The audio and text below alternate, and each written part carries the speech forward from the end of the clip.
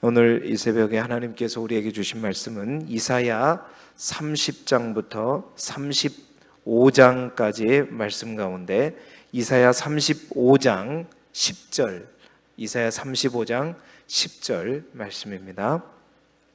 구약 성경 1008쪽입니다. 이사야 35장 10절 말씀입니다. 구약 성경 1008페이지 이사야 35장 10절의 말씀, 우리 35장 10절 한 절의 말씀을 우리 함께 한 목소리로 읽도록 하겠습니다. 시작. 여호와의 속량함을 받은 자들이 돌아오되 노래하며 시온에 이르러 그들의 머리 위에 영영한 희락을 띠고 기쁨과 즐거움을 얻으리니 슬픔과 탄식이 사라지리로다. 아멘. 오늘은 이사야 30장부터 35장까지의 말씀을 가지고 교재에 있는 제목대로 의로 통치하는 왕, 의로 통치하는 왕이라는 제목하에 말씀의 은혜를 함께 나누도록 하겠습니다. 교재에 나와 있는 포인트를 우리 함께 읽어보도록 하죠. 18쪽에 나와 있는 포인트입니다. 시작. 하나님께서는 이스라엘의 회복을 위해 인류를 공의롭게 통치하고 정의로 심판하시며 의로 다스릴 한 왕을 준비하고 계십니다. 아멘. 자, 이사야 28장부터 35장까지는 히스기야 시대 때 이사야가 예언한 내용이라고 말씀을 드렸죠. 그 내용은 우리가 이미 보았던 아하스 왕을 배경으로 하는 이제 내용과 거의 대동소이합니다. 계속해서 이제 반복해서 그것들을 예언하고 있는데 이제 그것이 그 예언이 아하스 왕 때 이제 이사야가 예언한 것이냐, 히스기야 왕 때 그 시대를 배경으로 예언한 것이냐에 따라 좀 달라지게 되는 것이죠. 이 이제 아하스 왕 때도 이제 남유다로부터 열방으로 온 우주의 심판을 향해서 이제 그 예언의 이 범위가 확대되어 갔던 것처럼 이 히스기야 왕 때 이사야의 예언도 마찬가지입니다. 남유다의 화와 복의 노래로부터 시작해 가지고 오늘 우리가 읽은 성경에 보게 되면 이게 열방으로 또 열방에서 온 우주를 향한 심판의 내용으로 이제 확대되어 가면서 이사야 일부의 예언의 내용들이 맞춰지게 됩니다.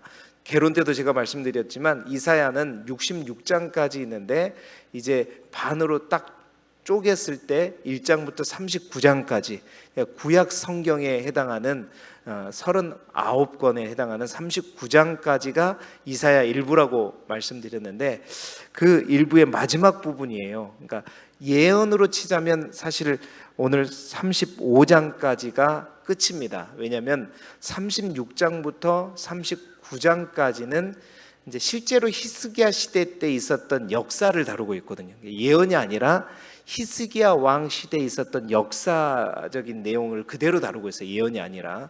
이제 이게 열왕기하 18장, 19장, 20장에 해당하는 내용이 거의 똑같이 이사야 이제 36장부터 39장까지의 내용이 동일하게 이제 반복해서 똑같은 내용들을 언급하고 있는 것을 보게 됩니다. 그래서 오늘 우리가 읽게 될 35장까지가 예언으로서는 이제 마지막이라고 볼 수 있죠. 그래서 그 예언의 마지막은 아하스 왕을 배경으로 해서 예언했던 것처럼 이제 우주적인 심판, 종말에 관한 예언으로 이제 마무리되게 되는데 오늘 30장부터 35장까지 다소 내용이 좀 많습니다. 그래서 모든 것을 다 다루기는 좀 어렵지만 전체적으로 이 말씀을 통해서 이사야의 남유다를 향한 마지막 예언의 마무리를 통해 주시는 하나님의 말씀, 하나님의 음성을 이 아침에 함께 듣기를 원합니다. 첫 번째 음성은 뭐냐? 애굽의 도움은 헛되고 무익하다입니다. 애굽의 도움은 헛되고 무익하다. 아하스 왕 때를 배경으로 이사야가 예언한 예언의 내용과 히스기야 왕 때에 이사야가 예언한 내용 중에 가장 큰 차이점을 나타내는 게 뭐냐? 바로 이 애굽에 관련된 내용입니다. 왜냐하면 아하스 왕 때는 이제 친아수르 정책을 펼쳤기 때문에 남유다가 애굽을 의지할 필요가 없었어요. 그러니까 아수르에게 줄 것 다 주면서 잘 보이면 됐었거든요. 근데 히스기야는 그러한 아버지 아하스의 길로 가지 아니하고 아수르에 반하는 정책을 폈기 때문에 아수르가 쳐들어오는 거예요. 아수르가 쳐들어오다 보니까 그 가운데서 히스기야가 정말 하나님만을 바라보며 하나님을 향한 믿음으로 아수르를 대적했어야 되는데 하나님께서 가장 큰 배신감을 느꼈던 게 뭐냐면 하나님을 믿고 의지하는 것처럼 했지만 히스기야도 또 남유다의 모든 지도자들이 뒤로는 어떻게 했다? 애굽의 손을 뻗쳤단 말이에요. 애굽과 우호주약을 펼치면서 실질적으로 그들에게 있어서 안도감을 주었던 요소는 그들이 믿는 하나님보다는 그들이 믿는 애굽에 있었다는 겁니다. 그래서 하나님께서는 이사야를 통해서 끊임없이 히스기야 왕과 정치 지도자들에게 애굽은 무익하다, 애굽이 답이 아니다라는 것을 계속해서 이사야 선지자를 통해서 말씀하고 있는 거예요. 30장 7절에 보게 되면 여러분 보세요. 애굽의 도움은 헛되고 무익하다. 애굽은 뭐라고 표현하냐면 가만히 앉은 라합이다 일컬었다 얘기하고 있어요. 여러분 이때 예언은 히스기야 통치 초기에 이제 예언했던 내용이라고 볼 수 있어요. 나중에는 히스기야가 진짜 하나님만 바라보는 믿음으로 나아가게 되죠. 그러나 초기에는 그러지 않았다는 겁니다. 보세요. 30장 1절 2절에도 동일하게 애굽을 의지하는 히스기야와 그 정치 지도자를 향해서 이사야가 예언한 내용인데, 패역한 자식들은 화 있을진저 하면서 계속해서 반복되는 세 가지 단어가 있어요. 그게 뭐냐면 나로 말미암지 아니하며 나의 영으로 말미암지 아니하고 나의 입에 묻지 아니하였다. 그러니까 하나님께 묻지 않고 하나님께도 말미암지도 않았고 또한 하나님의 입에 묻지도 않고 그들이 한 일이 뭐예요? 애굽의 손을 잡은 거란 말이에요. 여러분 그 히브리어에는 부사들이 우리나라처럼 뭐 겁나게 좋게 막 이런 부사들이 많지가 않습니다. 그러다 보니까 히브리어 이제 문학에서 뭔가를 강조하고 싶을 때 자주 쓰는 방법이 뭐냐면 동일한 어구를 이제 3번에 걸쳐서 반복하는 거예요. 3번에 걸쳐서 뭔가 반복되었다 그런 것은 굉장히 강조하는 거예요.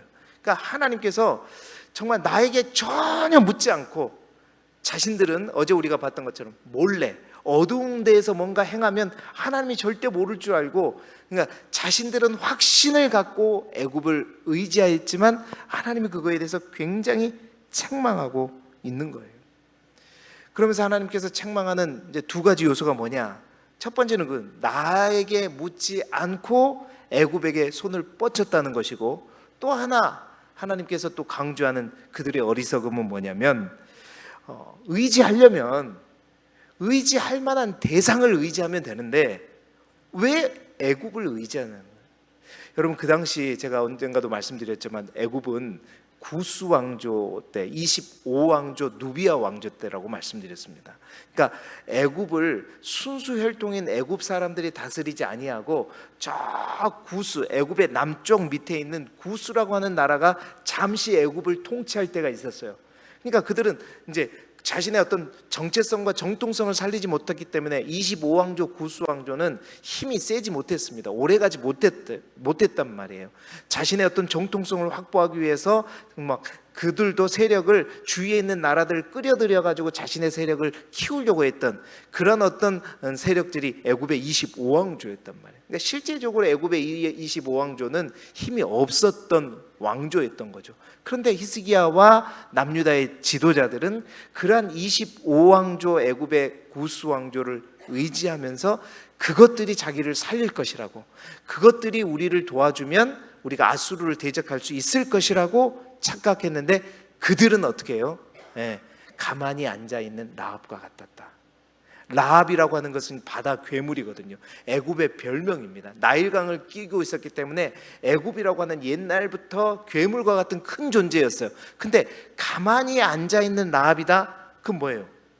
전혀 무기력한, 이제 그 힘이 멈춰버린, 쉬고 있는 라합과 같은 그러한 존재에게 너희가 이제 힘을 의지했다. 하나님 그걸 두 번째로 지적하고 있는 것입니다. 그래서 계속해서 이사야를 통해서 이 애굽이라고 하는 실제가 무엇인가에 대해서 계속해서 말씀하고 있는데 30장 3절 5절에 보면 바로의 세력이 너희에게 수치가 될 뿐만 아니라 수욕이 될 것이다.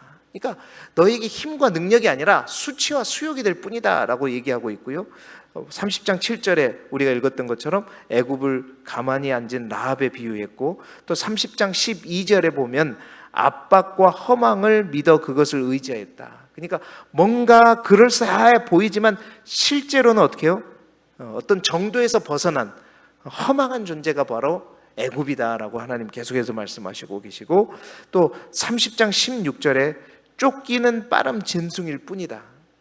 애굽은 쫓는 어떤 짐승이 아니라 쫓기는 짐승일 뿐이다. 애굽도 그러한 애굽을, 힘도 없는 그 애굽을 의지한 남유다의 어리석음에 대해서, 그래서 여러분 30장 6절에 보게 되면 네겝 짐승들을 향한 경고다라고 얘기하면서, 여러분 네겝이라고 하는 것은 팔레스타인 남부를 얘기하거든요.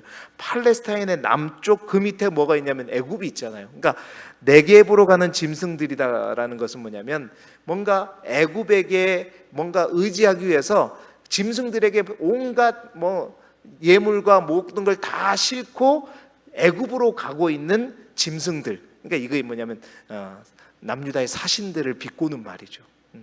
애굽을 의지해서 자기가 가진 모든 것들을 다 싣고 애굽에 쫓아가서 나 좀 도와달라고, 우리나라 좀 도와달라고 하는 그 이제 모습들을 형상화해서 네겝의 짐승들로 표현하고 있는 것입니다. 뿐만 아니라 31장에도 애굽을 향한 표현들이 나와요. 31장 1절에 보게 되면 도움을 구하려 애굽으로 내려가는 자들은 화 있을진저, 그러면서 애굽을 의지하는 것이 왜 정말로 잘못된 것인지에 대한 이유를 하나님이 설명하십니다. 그것은 말을 의지하는 것이고 병거의 많음을 의지하는 것이고 마병이 심히 강함을 의지하는 것이다. 결국 이 말은 뭔 말이냐면, 이스라엘이 거룩하신 이를 앙모하지 아니하며 여호와를 구하지 않는 것, 이게 더 큰 죄라는 거죠. 뿐만 아니라 31장 3절에 보면 애굽 사람은 신이 아니며 그들의 말들은 육체요 영이 아니라, 하나님께서 이렇게까지 얘기하는 이유는 뭐냐면, 거의 그 당시 이제 남유다의 지도자들과 이제 히스기야뿐만 아니라 지도자들이 애굽을 하나의 어떤 신처럼, 애굽만 의지하면 다 되는 것처럼 이제 그 정도까지 의지했음을 보여주고 있는 것이죠. 그렇습니다. 유다 사람들은요, 어떤 문제의 본질을 제대로 파악하지 못했던 것, 이게 문제였어요. 아수르가 침략하는 것, 이 아수르의 침략이 자신들 팔레스타인 남유다의 어떤 군사적인 열세에 의한 단순한 저 강대국의 침략이 아니라, 이사야를 통해서 계속해서 말씀하셨던 것이 뭐냐면, 아수르가 너희를 침략하게 되는 것은 심판의 도구이다. 그러니까 너희가 하나님에 대해서, 나에 대해서 불순종했기 때문에, 나를 따르지 않았기 때문에 내가 너희를 심판하고 징계하기 위한 도구로 보낸 것이 아수르제였잖아요. 그러니까 결국 이 아수르의 침략의 문제는 어떤 문제이냐면 영적인 문제란 말이에요. 하나님을 의지하지 않는 이스라엘의 문제였지, 너희가 힘이 약해서 아수르가 침략해 온 것이 아니라는 거예요. 이게 문제의 본질이었는데, 그러니까 남유다 사람들은 이 문제를 어떻게 해결하려고 했어요? 우리가 힘이 없다? 그러면 우리가 힘 있는 어떤 사람을 의지하고 어떤 세력을 또 붙잡으면 우리가 이 아수르의 침략을 막아낼 수 있고 극복해낼 수 있을 것이라고 착각한 거죠. 그런데 여러분, 그거는 하나님을 잘 모르기 때문에, 영적인 문제는 어떻게 풀어야 돼요? 영적인 부분으로 풀어야 되는 겁니다. 우리가 똑같은 어떤 어려움을 당해도 우리가 뭔가를 잘못해서 당하는 어려움이 있는가 하면, 하나님께서 우리가 뭔가 하나님께 잘못하고 하나님께 불순종해서 우리를 징계하시기 위한 어떤 목적으로 하나님께서 우리에게 어려움을 주셨을 때는, 우리가 그 어려움을 극복하기 위해서 아무리 애쓰고 노력하고 수고한들, 여러분, 그것을 우리가 극복할 수가 없어요. 하나님께서 우리를 징계하기 위해서 주신 어떤 어려움이 우리 인생 가운데 만났을 때 그 실타래를 푸는 방법은 뭐냐? 하나님과 더불어서만이 오직 풀 수 있는 거예요. 우리가 하나님께 돌아가지 않고 하나님을 의지하지 않고 하나님을 붙잡지 않고 그 문제의 실타래는 절대 풀 수가 없어요. 왜냐하면 다른 어떤 도움을 통해서 우리가 풀 수 있다? 예, 그걸로 인해서 더 큰 어려움을 당하는 거죠. 왜? 그 문제의 본질은 우리의 약함 때문에 생긴 게 아니라 하나님께서 우리로 하여금 하나님께로 돌아오라고 하는 신호로서 우리에게 주신 것이기 때문이죠. 이게 남유다의 근본적인 문제였다는 거예요.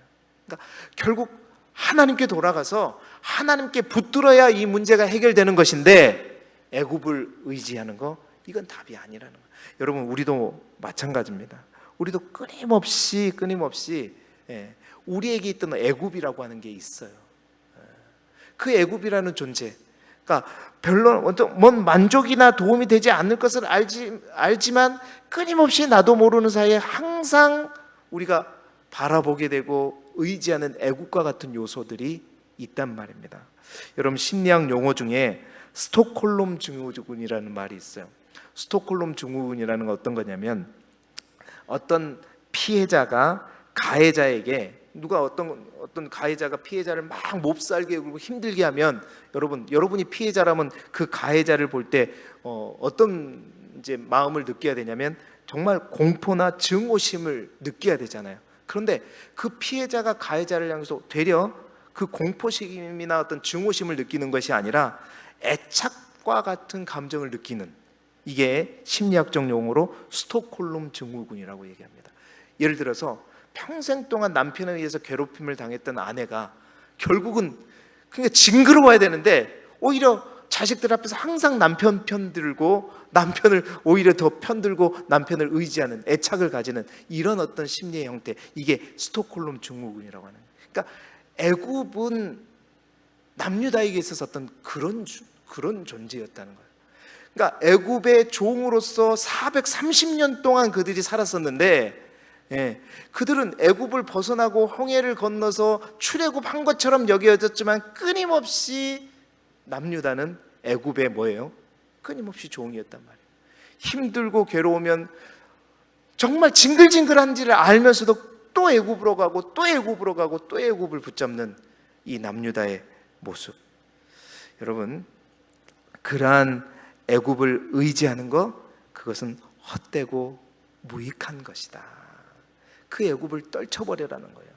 정말 우리에게 필요한 것도 그겁니다. 우리가 하나님으로부터 구원을 받고 정말 구원을 경험하면서 세상으로 빠져나왔지만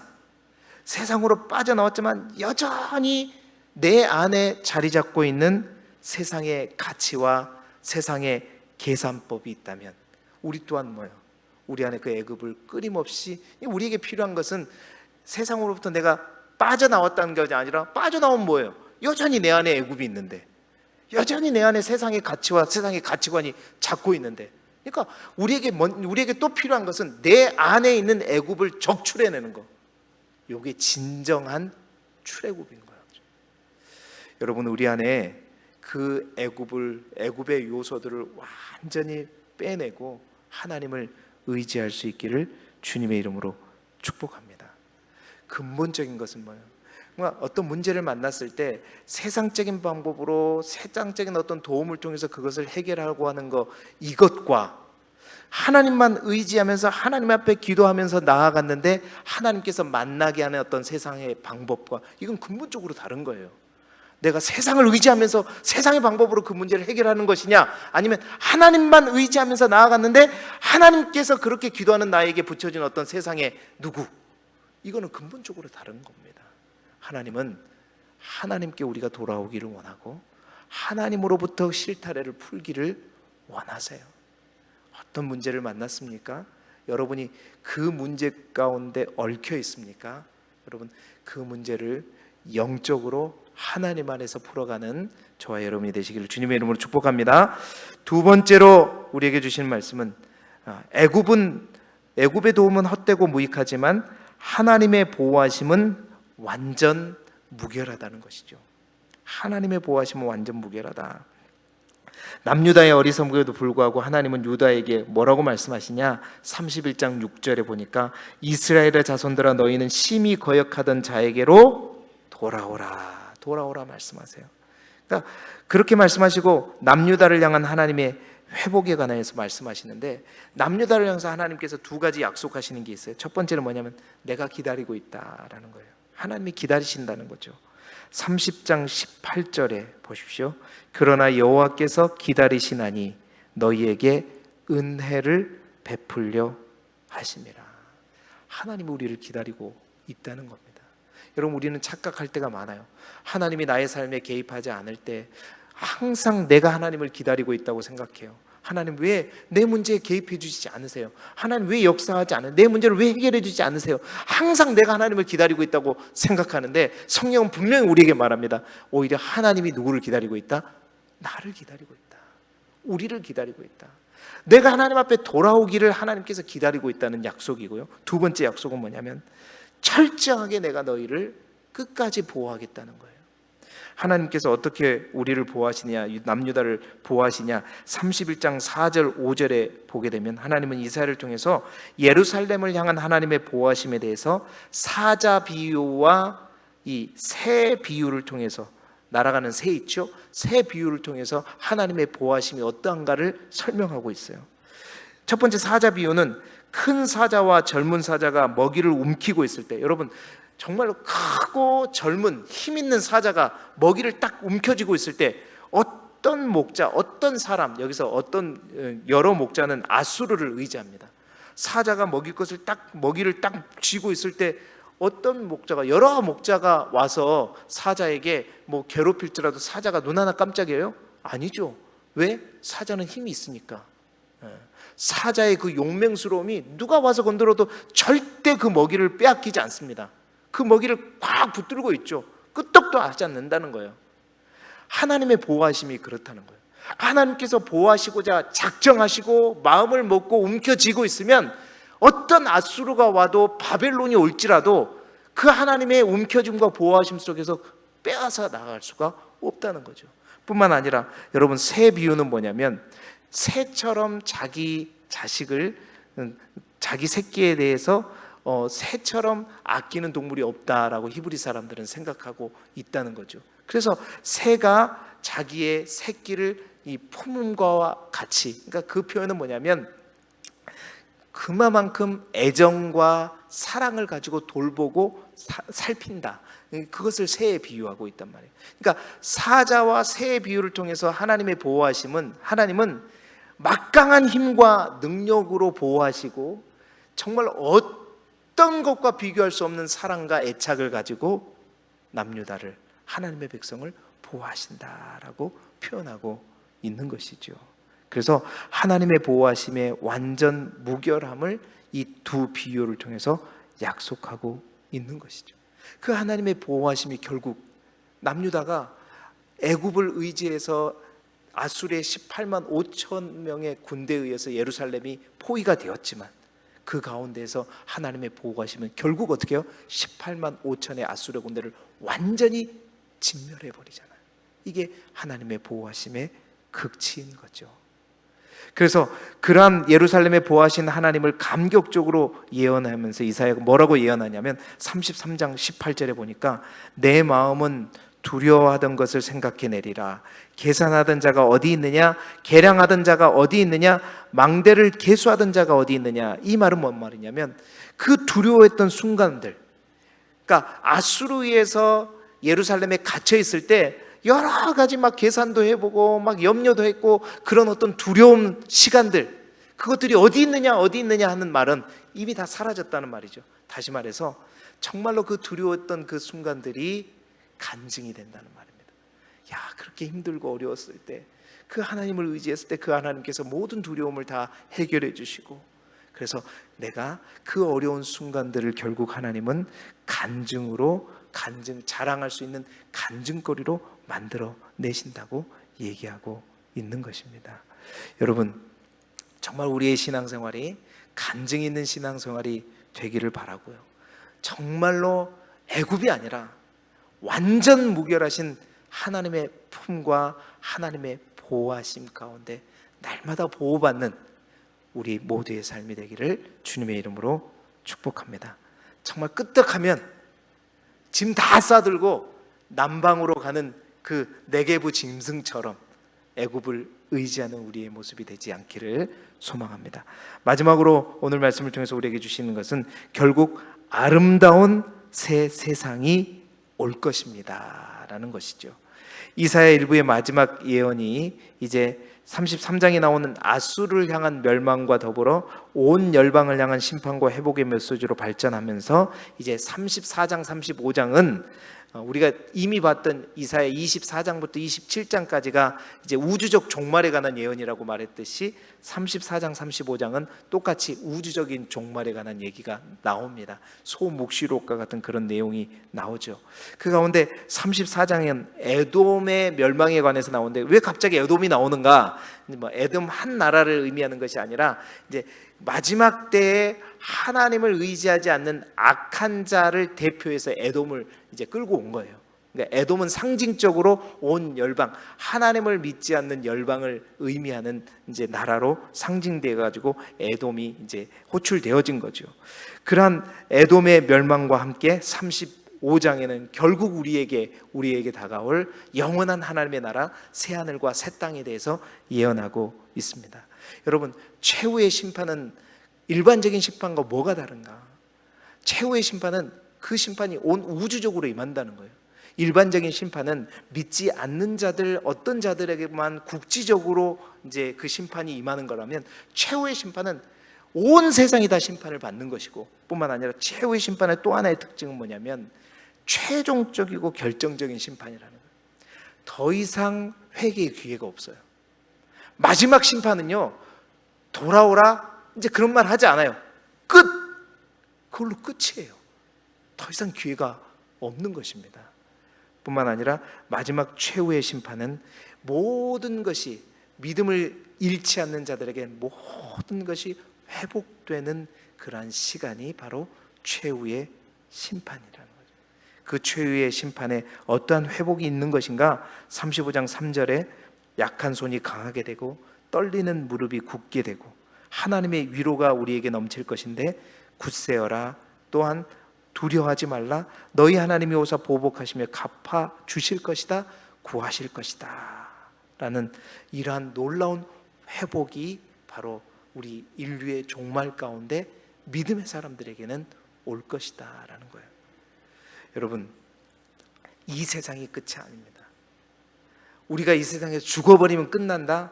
여러분, 그러면 최후의 종말이 우리에게 오는 것인데, 죽는다고 끝나는 것이 아니라 우리가 영원히 살아야 될 또 하나의 다른 세상이 분명히 있어요. 제가 이 장례에 가면 꼭 하나 얘기하는 게 있잖아요.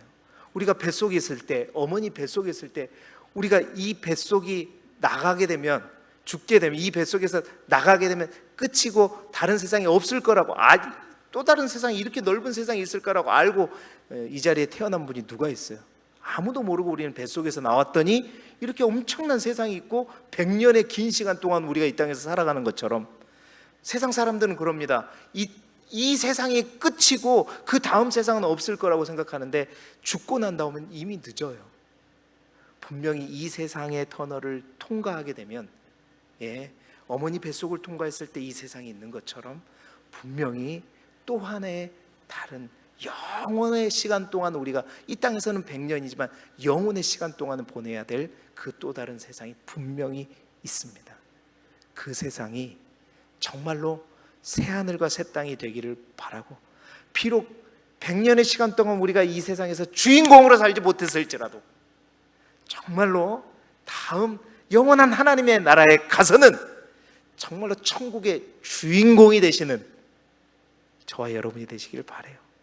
정말 우리의 마지막 도착지에서 오늘 우리가 읽었던 말씀처럼 노래하며 시온을 만나고 모든 슬픔이 벗겨지고 참된 기쁨과 즐거움을 맛보면서 그곳에서 여러분 다시 만나기를 주님의 이름으로 축복합니다. 기도드리겠습니다. 하나님 아버지,